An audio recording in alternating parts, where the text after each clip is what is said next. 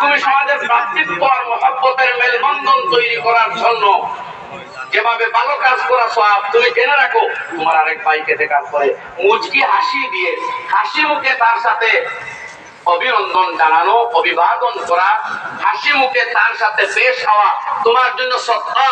সুবহানাল্লাহ। বন্ধুগণ, শেষ কথা বলি, আমরা এই পৃথিবীকে রক্ষা করতে হলে কোরআনের দেওয়া টিপস গুলো গ্রহণ করতে হবে। ভ্রাতৃত্বের বক্তব্য দিয়ে ভ্রাতৃত্ব কায়েম হয় না।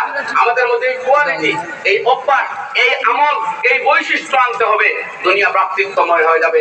দেখেন না বিশ্বনবী মুহাম্মদুর রাসূলুল্লাহ সাল্লাল্লাহু আলাইহি সাল্লামের জীবনটাকে। যে মহিলা রাস্তায় কাঁটা নিক্ষেপ করত, সে অসুস্থ হলে পরে আল্লাহ নবী তার ঘরে চলে গেলেন। মা, তোমার কি হয়েছে? রাস্তা কেন নিরাপদ?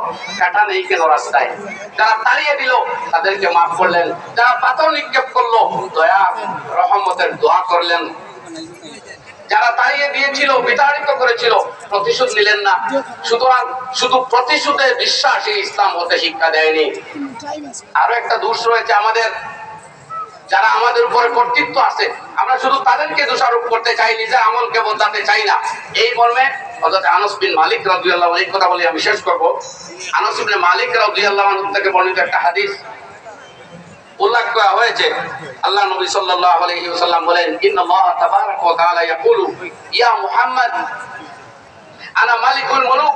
আল্লাহ রাব্বুল আলামিন বলেন, হে মুহাম্মদ সাল্লাল্লাহু আলাইহি ওয়াসাল্লাম, আমি দুনিয়ার বাদশাদের ষষ্ঠ বাদশা, সমস্ত রাজা, শাসক গোষ্ঠী, ক্ষমতাধরদের হৃদয় কলবের চাবিকাঠি আমার কুদরতের হাতে।